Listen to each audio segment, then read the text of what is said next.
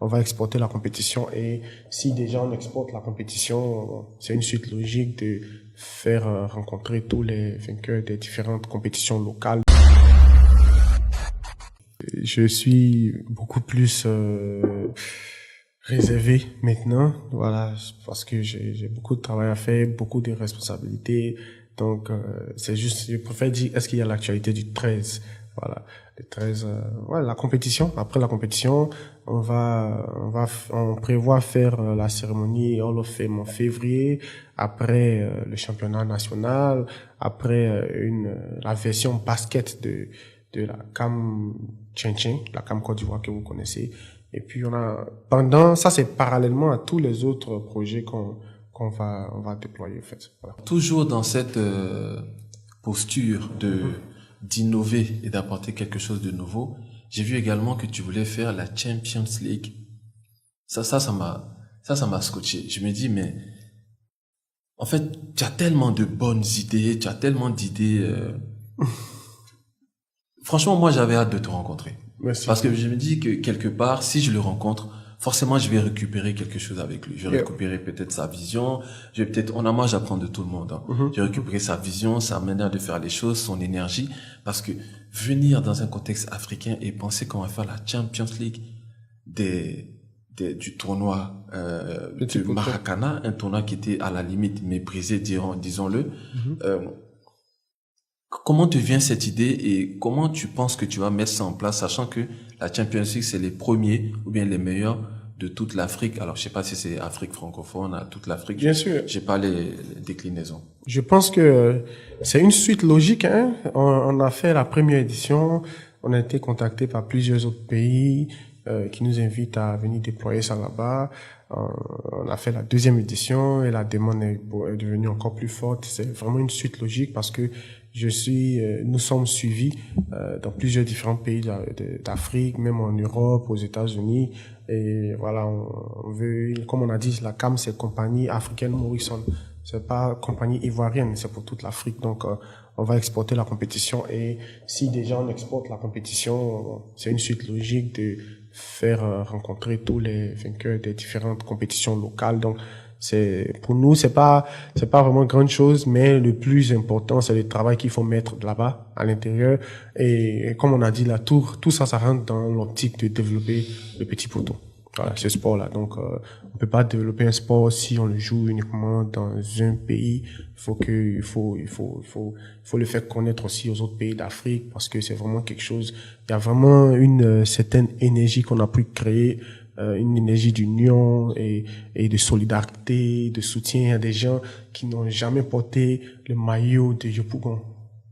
Ils portent le maillot de Real, de Barça, de Chelsea. Tout ça, c'est des communes des autres pays qui sont à 7000, 8000 kilomètres de nous, qui ne savent même pas que nous existons et on porte le maillot aussi. Et c'est ça que moi je veux changer, en fait. Je veux voir les gens porter le maillot de Yopougon, porter le maillot d'Abobo, porter le maillot de leur propre ville. Et tout ce qu'on fait là, on est beaucoup apprécié, beaucoup suivi aussi par la diaspora.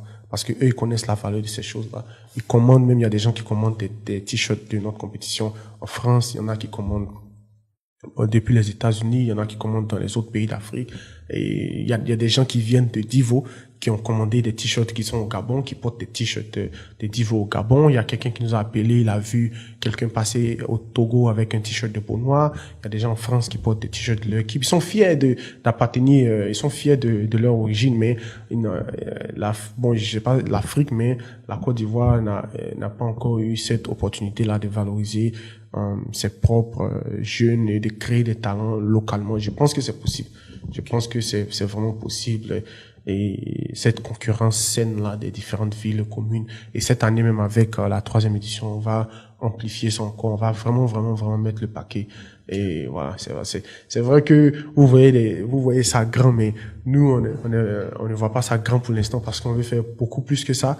Mais, souvent, les moyens, on a tellement de choses à faire et on n'est pas subventionné, on n'est pas financé, on avance sur fonds propres, donc c'est ce qui nous ralentit un peu. Sinon, si on avait beaucoup plus de moyens, on aurait fait beaucoup mieux que ce qui se passe là. Moi, je t'écoute et il y a une question qui me vient à l'esprit. c'est qui le mentor de Jonathan Morrison? Est-ce que tu as un mentor?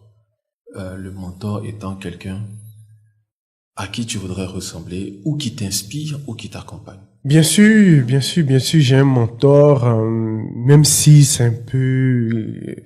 un peu dans différentes, je sais pas dire, même si je sais pas comment formuler ça. Bon, mon mentor, c'est Didier Drogba. Voilà. Mais lui, c'était un footballeur professionnel et tout ça. Moi, je suis pas footballeur professionnel, je suis beaucoup plus entrepreneur. Mais s'il y a quelqu'un à qui je voudrais ressembler, c'est bien sûr Didier Drogba. Par rapport à sa tenue, il est vraiment correct, il a une bonne mentalité, il impose le respect partout où il va et voilà, il me donne beaucoup de conseils. Voilà, beaucoup de conseils et c'est quelqu'un de qui je suis fan depuis tout petit, même avant de le connaître. Il m'a fait beaucoup aimer le football. Il a vraiment une carrure, voilà, extraordinaire. Donc, voilà. S'il y a quelqu'un à qui je voudrais ressembler, c'est bien lui. Ouais. Merci beaucoup à la légende, Didier Drogba, pour son parcours, de nous avoir inspirés et de m'avoir ouvert les bras aussi, pour tous ces conseils qu'il me donne de tout ce temps. Voilà. Alors, à un moment donné, il y a des gens qui se sont levés pour revendiquer la paternité on va dire, du projet que tu as mené. D'accord? Et dans l'opinion publique, ce qui s'est dit, c'est qu'à la base, c'était son projet qu'il t'avait approché pour financer le projet et puis finalement, tu as récupéré le projet pour toi et tu en as fait le tien. Et donc, après, c'est parti en justice et tout ça. Qu'est-ce que tu peux nous dire par rapport à cette période-là? En fait, il faut dire qu'il y a beaucoup de mensonges à ce sujet-là. C'est comme une propagande. Et ces personnes-là ont profité du moment où il y avait assez de scandales autour de nous pour lancer cette compétition-là. Mais d'abord, je n'ai jamais été approché par quiconque pour réaliser un projet et j'ai pris le projet pour le faire, jamais. Et la personne même qu'ils ont dit qu'il m'a approché, la personne a démenti parce que j'ai les preuves. J'ai les preuves. Ça, c'est le premier mensonge qu'ils ont dit. Le deuxième mensonge est que la justice a tranché, tout ça. La justice n'a rien tranché. Voilà. L'affaire, moi, je ne suis jamais allé en justice à cause de cette affaire-là, en fait. Ça, c'est le deuxième mensonge.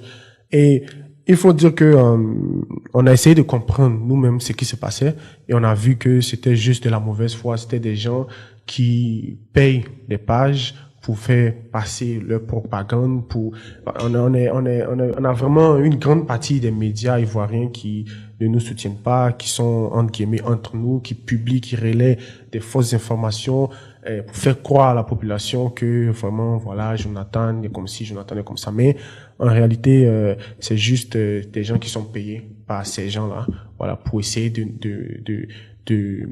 nous arracher le projet qu'on est en train de mener.